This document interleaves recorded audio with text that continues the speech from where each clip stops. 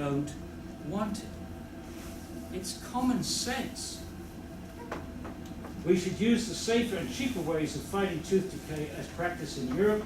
Ellen and I were in Glasgow in June or May, and we went to visit the Child Smile program in that country. And it's a very impressive program. As soon as the child goes to the first school, kindergarten, the first school, the kids are taught to brush their teeth. They do it as a group. They're all brushing their teeth together with teacher supervision.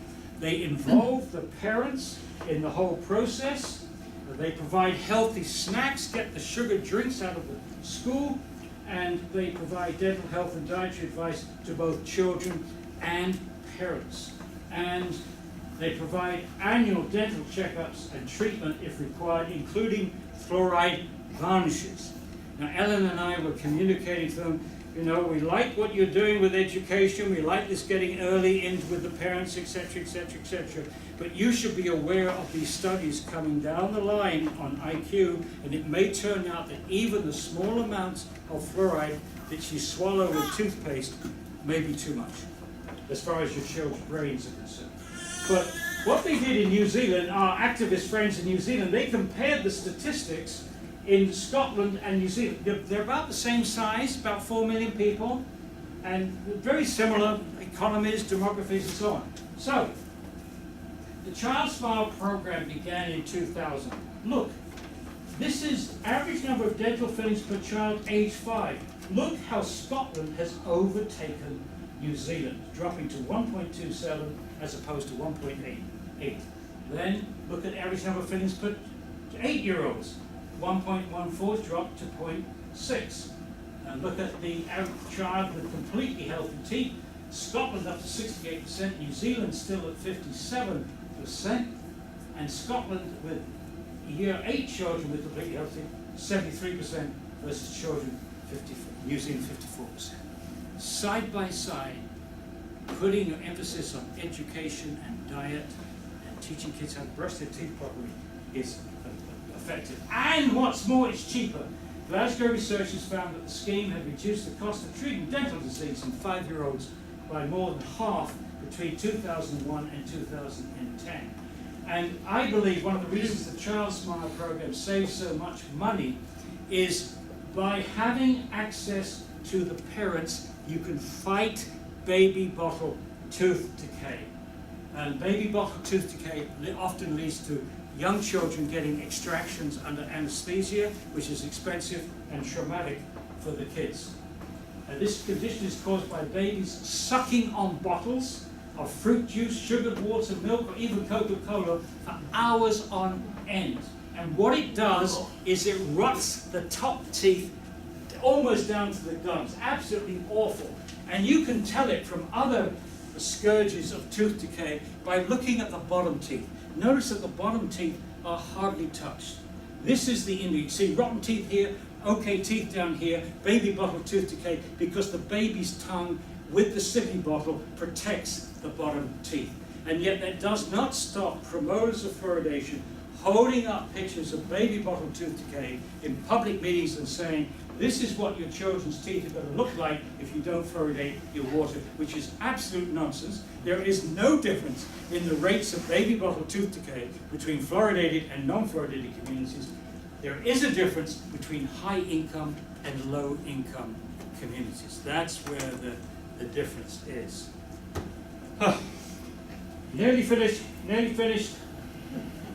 In short, our kids need more brushing, more fruit and vegetables, and less sugar. Less sugar means less tooth decay and less obesity. Just a little bit of a historical note. 1 year before the US Public Health Service mysteriously endorsed fluoridation in 1950, when no trials had been completed and no health studies of any significance had been published, the sugar lobby said, we need to find a way to reduce tooth decay without reducing sugar consumption.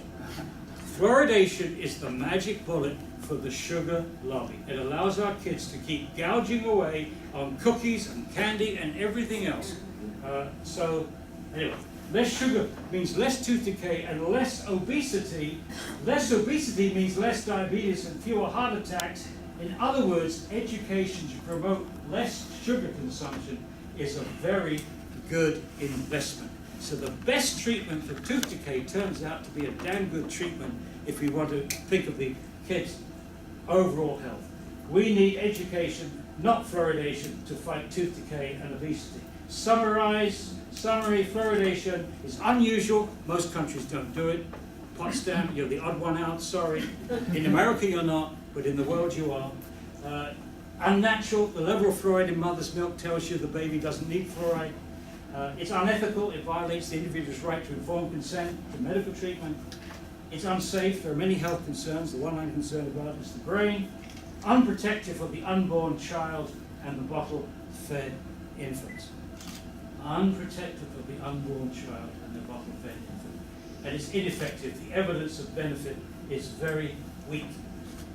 Unnecessary.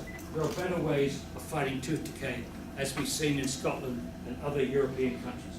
Recommendation: on ethical grounds, Potsdam should end the non-consensual practice of using the public water supply to deliver dental treatment. It's non-consensual. Sorry, can't do it. Recognizing the best science, Potsdam should cease deliberately adding a known neurotoxic, brain-damaging substance to the public drinking water supply, which has the potential to lower the IQ of its children. Now, Potsdam, I'm going to give you a way out. This is so nice of me. You can ignore that advice if you can just come forward with experts to show all the studies that negate what I'm saying. Just find them. Just ask Dr.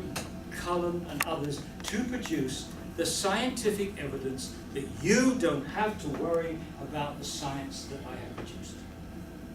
If you can do that, you can feel, from a scientific point of view, you still got the ethical problem to worry about, but from a scientific point of view, you can feel on better ground. And I just would like to end where I began. This is what Ellen and I wrote in 1996. I only read this last night. I couldn't get to sleep. I couldn't get to sleep, so I read that paper. This was written in 1996. What are we now? We're 2018, right? We can't think of a more reckless piece of environmental health policy than that which knowingly puts a known cumulative poison in the drinking water at levels where negative effects are already visible for a percentage of the population. That's dental fluorosis. It compounds the recklessness now that the evidence is beginning to appear which indicate that one of those effects is to decrease the IQ of our children. We had 2 IQ studies at that point. We now have 53. If ever there was a need to revoke the precautionary principle, the time is now. We cannot continue to assume that all the doubts on human health effects are going to miraculously work out in our favor. To continue this policy until the level of evidence satisfies the scientific criteria for absolute proof is to go well beyond the prerogative of government, especially agencies which the public expects to be there to protect them. For too long, agencies have deferred to pro-fluoridation pressures and have ignored the well-documented concerns of independent scientists and the general public. This arrogance has to stop. Common sense says that if you want your child to have fluoride, it is out there. Go and buy toothpaste. But it's time to stop forcing it on everyone else via the public water supply. 1996. We could have written that today, couldn't we? Could have written that today, and some of our guests here said that today. And this is what Arvid Carlson said in 2010. He said, Sweden rejected fluoridation in the 1970s. Our children have not suffered greater tooth decay, and in turn our citizens have not borne the other hazards fluoride may cause. In any case, since fluoride is readily available in toothpaste, you don't have to force it on people. Nobel Prize winner in 2000. The leader of opposition to fluoridation in Sweden. So they're just at the end now. The resources available to you. This is available free online, the National Research Council report. This book is available. You can get it outside, or you can get it on Amazon. Our website has an absolute mine of information, which my son put together. It's the largest health database in the world. Just click on researches, and we have a large number of videotapes of interviews with prominent professionals. So here's our webpage, fluoridalert.org. Researchers there for the Delta Health Database. Click on there to look at a whole variety of videos. And just one last thing, as I said, as quickly as I possibly can. My son is now a lawyer in Los Angeles, Michael. He had the brilliant idea of petitioning the EPA under the Toxic Substance Control Act, not the Safe Drinking Water Standard, the Safe Drinking Water Act, but the Toxic Substance Control Act. Under the Toxic Substance Control Act, the US EPA has the right to ban the particular use of a chemical if it poses an unreasonable risk, health risk to the population, or to a sensitive subset. And for that, you've got to win three things. You've got to show that, in this case, that fluoride is neurotoxic. That's the first thing, that there is a risk here, that it is a hazard at the levels at which people are exposed to, and it's an unreasonable risk. And Michael will argue, because we're known benefits of topical, you don't have to swallow it, you don't have to put it in the water. That court case will, the EPA denied the petition, that we took them to court, took them to federal court. We've won 2 battles already in federal court. The date is set for August 2019. God willing, if he's a scientist, or she is a scientist, we will end fluoridation in August of 2019. Say a little prayer. Thank you.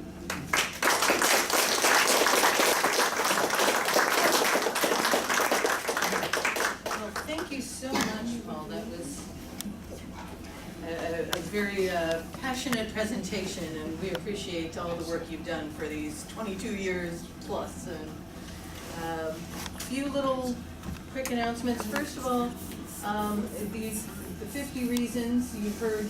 The brain is one of them, and you've touched on a couple other things here, but I'm guessing if we go to the website, you will be able to find the other 47 reasons that you might want to reconsider the use of fluoride. We have,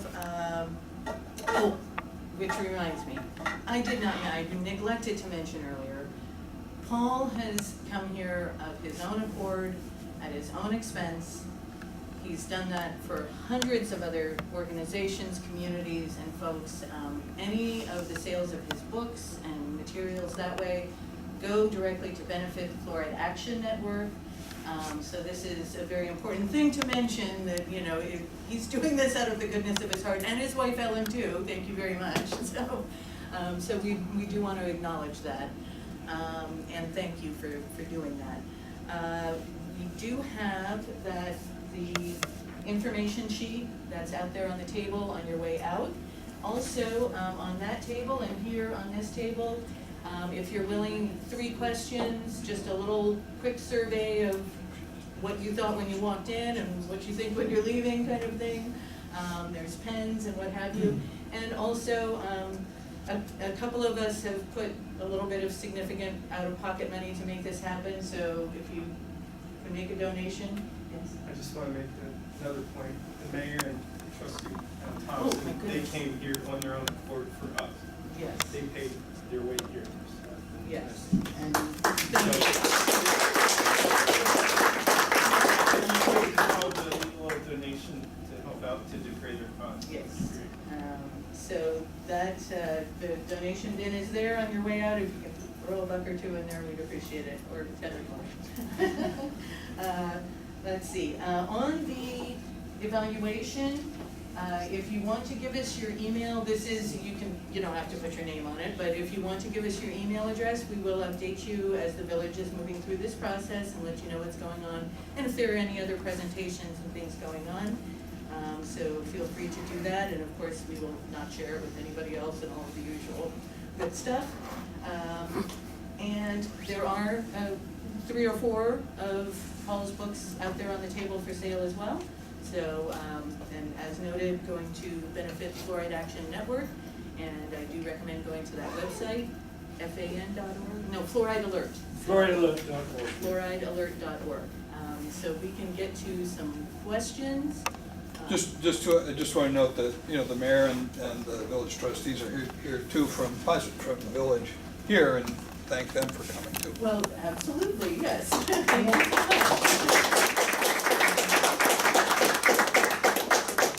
It's a good sign that people are coming to learn about this topic. Whatever your opinion is when you walk in the room, it's giving you more information to move forward. So we appreciate you folks being here, and we appreciate all of you being here. And please just do a quick evaluation. We'd appreciate it very much. And Sherry, can I say that this PowerPoint, if anybody wants to get a copy of it, you're welcome. If you can show us how to save it on can you save it on your computer? I can probably do that. This kind gentleman tells me if I pull that out, it disappears. So Okay, so have we to will save not pull it out. Contact Sherry if you want a copy, or if you've got a laptop with you now, I've got a USB port, you can transfer it straight away if you want to get a copy, and then you can use it if you want to.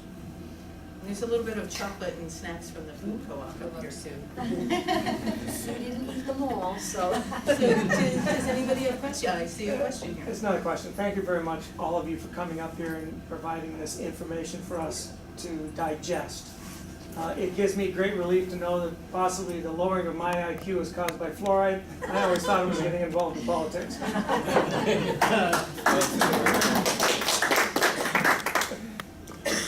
I just want to alert everyone in the room that I am filming this, and the filming I've been doing in Hopkinton and Parishville meetings regarding the wind turbine for the past 2 years have worked very well.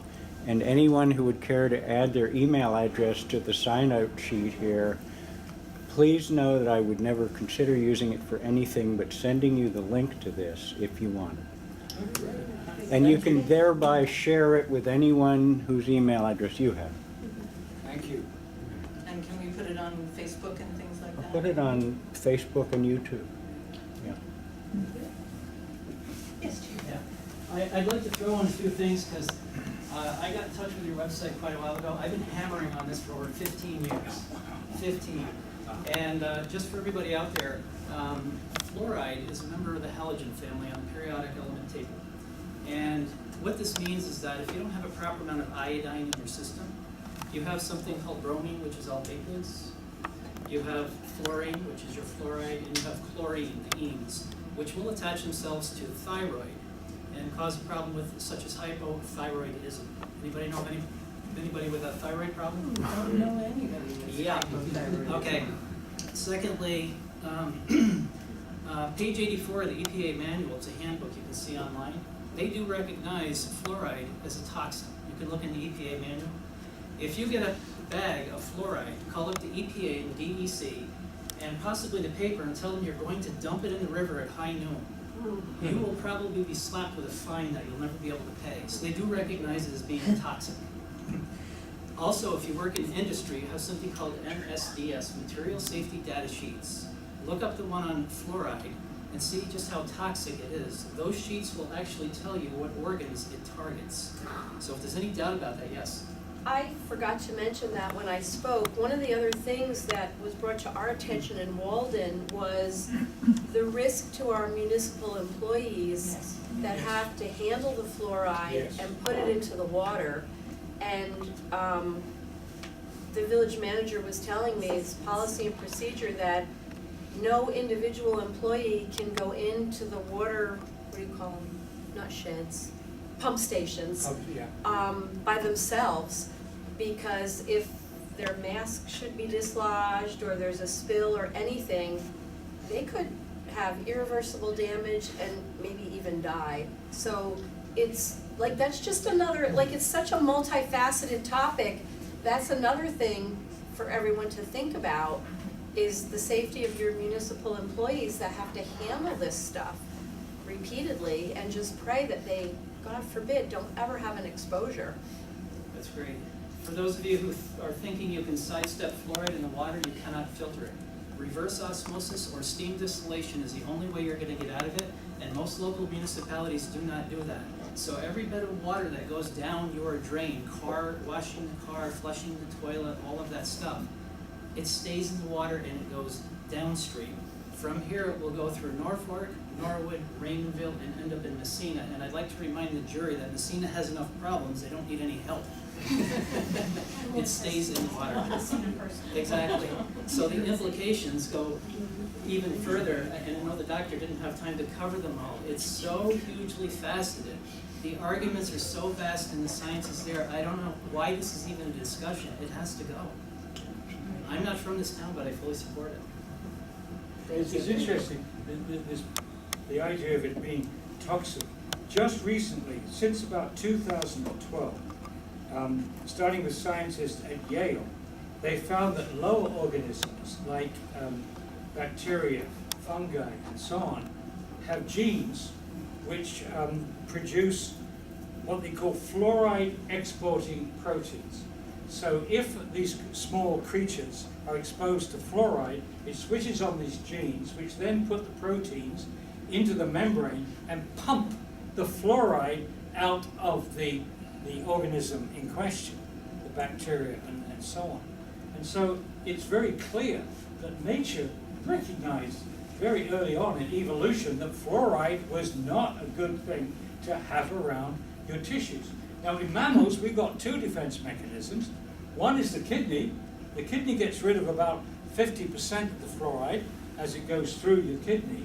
Then the stuff that's left in the blood is quickly sequestered in the bone and in the hard tissues. And this way you get it away from the soft tissues, because fluoride has so many interactions with normal biology. It's just unthinkable. Of course, the other side of that coin is that no one has ever established any benefit of fluoride in the mainstream of biochemistry. The only benefit is restricted to hardening and making more resistant to acid attack the enamel, which is a topical reaction. There's nothing inside the body. And the whole notion of swallowing this stuff, which can only do harm and doesn't do any good, in retrospect, is just absurd. If you win in 2019, would you please take up the cause of vaccinations too, because it's also in them. And it is preservative and all that, so even if you get by the water stuff, your children, from the time they're born, right, their first vaccination is at 12 hours, am I right? Or somewhere close to that.